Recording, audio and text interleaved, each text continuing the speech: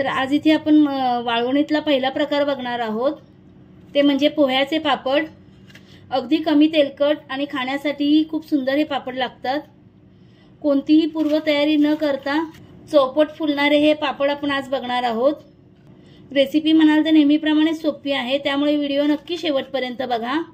नमस्कार, मराठी सुगरणमध्ये आपलं खूप खूप मनापासून स्वागत आहे। तर चला तर वेळ न घालवता पटकन आपण रेसिपीला सुरुवात करूया।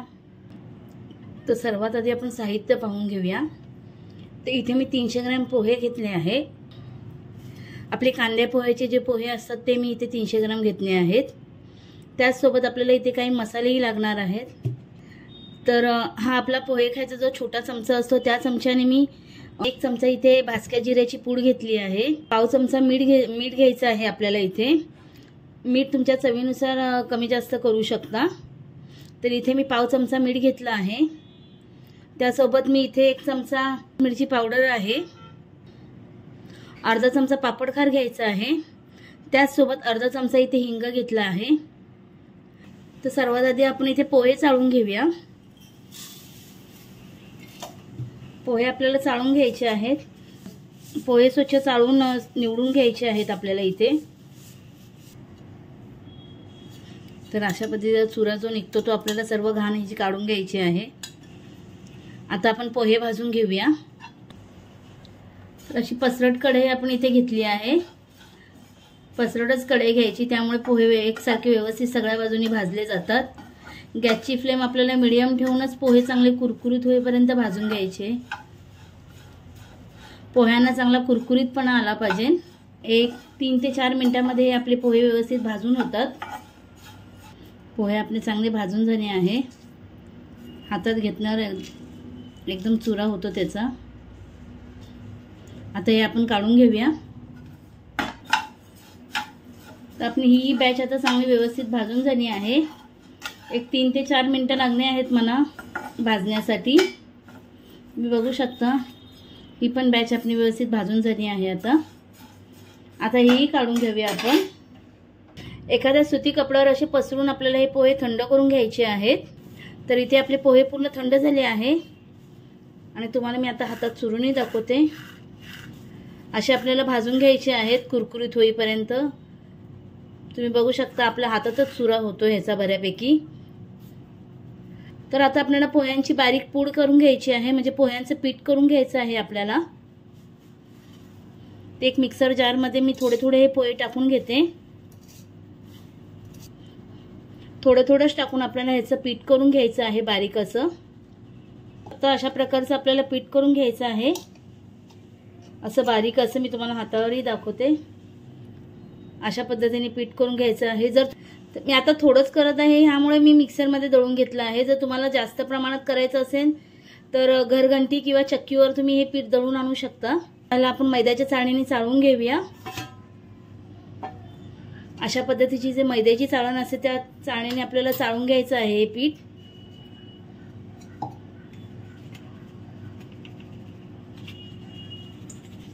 जे काय असे रवळ कण उरले असेल ते पुन्हा आपण मिक्सरच्या भांड्यात टाकून घेऊया।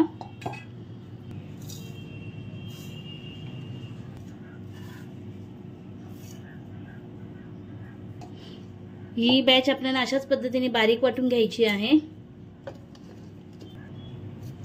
तर ही बॅच आपली वाटून झाली आहे बारीक अशी।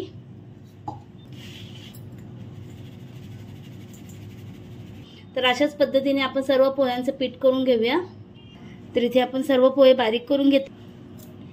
पोह्यांचं पीठ आपल्याला मोजून घ्यायचं आहे, कारण त्या अंदाजाने कारण पिठाच्या अंदाजाने आपल्याला पाण्याचं प्रमाण इथे घ्यायचं आहे। त्यामुळे पोहे एखाद्या वाटीने किंवा कपनी, तुमच्या घरात जो कोणती वाटी किंवा कप एखादा असेल त्याने हे पोहे व्यवस्थित मोजून घ्यायचे आहे आपल्याला।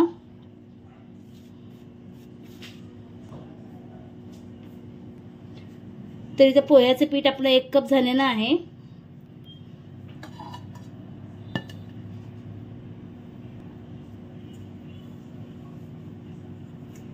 एकूण आपल्या इथे 1.5 कप पीठ झालं आहे।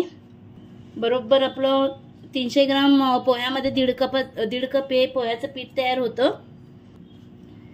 तर ह्याच कपाने आपल्याला 3 कप इथे पाणी लागणार आहे। 1.5 कप पिठाला इथे 3 कप पाणी लागणार आहे। तर हा झाला 1 कप, 2, 3. आता पाण्याला चांगली उकळी येऊ द्यायची आहे आपल्याला. तर इथे आपण झाकण लावून पाण्याला पाणी आपलं चांगलं असं खळखळ उकळलं पाहिजे. तर पाण्यामध्ये आपण सर्व मसाले टाकून घेतले आहेत. आपण घेतलेले पूड, पापड खार, मीठ आणि हिंग आपण हा सर्व मसाले या पाण्यामध्ये टाकून घेतले आहेत. माझ्याकडनं तो व्हिडिओ थोडा स्किप झाला. तर आता या पाण्याला आपण परत एकदा चांगली एक उकळी आणून घेऊया. इथे तुम्ही बघू शकता पाण्याला चांगल्या प्रकारे उकळी आली आहे. गॅसची फ्लेम आपल्याला लो करून घ्यायची आहे आणि जे आपले पोह्याचं पीठ आहे ते टाकून घेऊया याच्यामध्ये सर्व.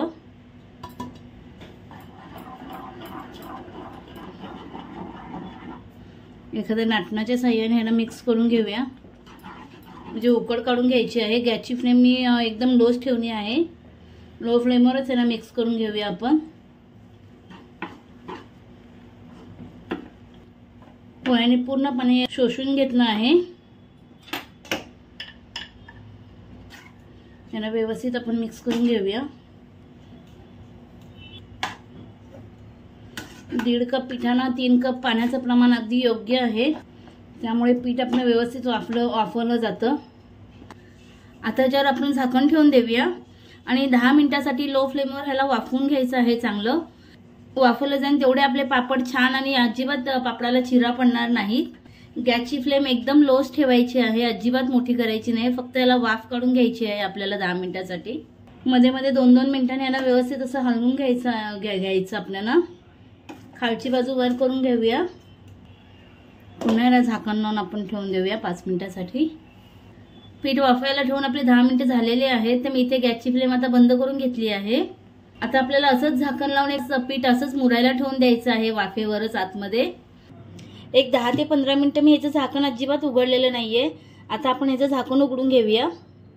कोमट आपलं आता हे पीठ आपण त्या वाफेवरच ह्याला कोमट करून घेतलं आहे. आता याला आपण मळून घेऊया. तर एखाद्या मोठ्या ताटामध्ये आपल्याला हे पीठ सर्व काढून घ्यायचं आहे. तर आपण इथे एका मोठ्या ताटामध्ये हे पीठ सर्व काढून घेतलं आहे.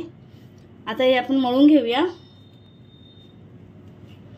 व्यवस्थित आपल्याला एकजीव करायचं आहे.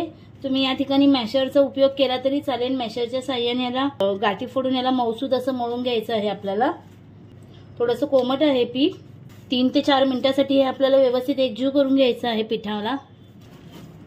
जर पीठ हाताला जास्त चिटकत असेल तर थोडंसं पोटांना थोडंसं असं तेल लावून घ्यायचं. फक्त जास्त तेल लावायचं नाही इथे, नाहीतर तेलाचा वास येतो पापडांना नंतर. त्यामुळे कमीत कमी तेलाचा वापर करायचा आहे. फक्त थोडंसं बोटांना आपल्याला तेल सोडून घ्यायचं आहे आपल्याला. आणि याचा एक संध असा गोळा करून घ्यायचा आहे. तर इथे आपण एक 3 ते 4 मिनिटं व्यवस्थित असं पीठ मळून घेतलं आहे. तुम्ही बघू शकता मस्त याचा एक संध असा गोळा करून घेतला आहे आपण. आता याचे आपण पापड बनवायला घेऊया लगेचच. पीठ गरम असतानाच पापड याचे बनवायला घ्यायचे, म्हणजे पटापट हे बनवले जातात. तर आपण याचे एकसारखे गोळे करून घेऊया. आता आपण याचे एकसारखे गोळे करून घेऊया. तर अशा पद्धतीने आपण सर्व गोळे करून घेऊया याचे. आपले सगळे गोळे तयार करून झाले आहे. आता आपण पापड लाटायला घेऊया. गरम गरम असतानाच पटापट हे पापड होतात. त्यामुळे शक्यतो थोडं थोडं मिश्रण तयार करतच हे पापड करा. आपल्याला हे गोळे लगेचच झाकून ठेवायचे आहे, म्हणजे थंड होणार नाही. ह्याच्यावर एखादा कपडा किंवा ताट झाकून ठेवायचं आहे आपल्याला. अशा प्रकारे एक प्लेन प्लास्टिकची पिशवी घ्यायची आहे आपल्याला. शक्यतो प्लेनच घ्या, म्हणजे आपल्या पापडांनाही चिरा पडणार नाही. तर अशा प्रकारे मी 2 असे प्लास्टिकचे पेपर घेतले आहेत. आता ते आपल्याला एकावर एक ठेवायचा आहे तो, आणि त्याच्यावर हळूवारपणे आपल्याला आधी प्रेस करून घेऊया. जास्त पातळ किंवा जास्त जाडाही हा पापड लाटायचा नाही. मीडियम साईजचे पापड लाटून घ्यायचे आहेत आपल्याला. तुम्ही बघू शकता मस्त एकसारखा आपला हा पापड लाटला गेला आहे. जास्त पातळी नाही किंवा जास्त जाडाही हा पापड लाटायचा नाही. मी तुम्हाला दाखवते साईज. अशा साईजमध्ये हा पापड लाटून घ्यायचा आहे.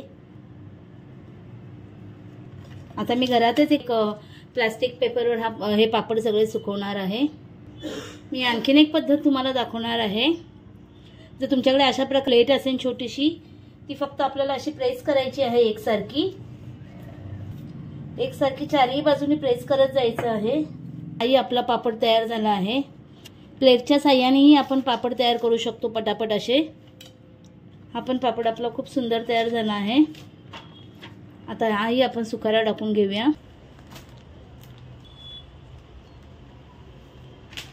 अगदी 10 मिनिटात हे पापड आपले तयार होतात पटापट। फक्त ही थाळी एकसारखी प्रेस करायची आहे आपल्याला आणि थोडीशी फिरवून घ्यायची आहे। आणखीन एकदा प्रेस करून चारही बाजूनी फिरवून घ्यायची आहे दाब देऊन। तुम्ही बघू शकता मस्त एकसारखा पापड आपला हा तयार झाला। अजिबात कुठेही तडा गेलेला नाहीये पापडाला। आता तोही टाकून घेऊया। तर मी तुम्हाला तिसरी पद्धतही दाखवतेय। पुरी मेकर जे असतं पापड करण्याची मशीन, ती असेल तरी चालेल, त्याच्यावरही पापड पटापट होतात। त्याच्यावरही आपण एक पॉलिथिन टाकायचं आहे आपल्याला आणि दुसरा पॉलिथिन त्याच्यावर ठेवायचा आहे। अगदी झटपट ह्याच्यावरही पापड आपले तयार होतात। तुम्हाला आणखीन पातळ हवं तर थोडंसं दुसऱ्या साईडून प्रेस करायचं। अगदी गोल गरगरीत हा आपला पापड तयार झाला आहे। तुम्हाला मी आणखीन एक करून दाखवते ह्याच्यावरती।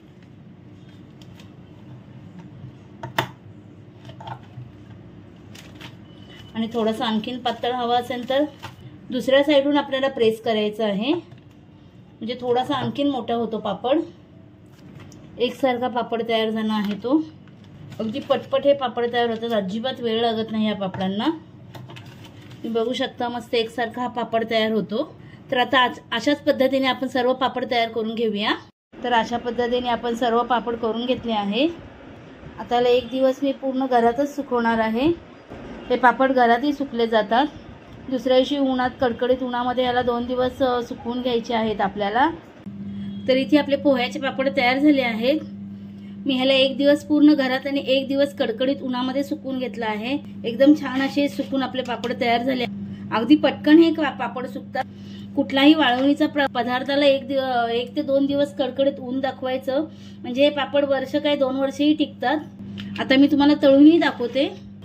तेल आपल्याला मीडियमच हवंय। किती झटपट हा आपला पापड बघा तुम्ही, कढईवरून फुलतोय। कढईभर हा आपला पापड फुलतो आणि खायलाही तेवढंच खूप सुंदर लागतं। त्यामुळे प्रमाण हे अचूक आहे।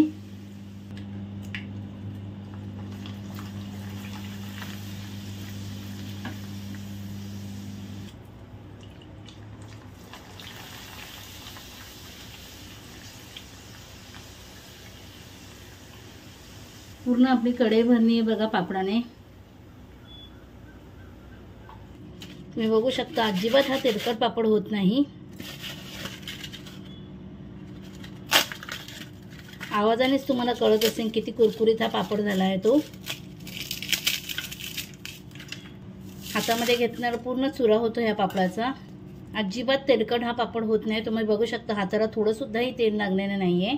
खायलाही तेवढंच सुंदर हे लागतात। तर तुम्ही हे पापड नक्की करून बघा आणि तुम्हाला माझी रेसिपी कशी वाटली हे मला कमेंट बॉक्समध्ये नक्की कळवा।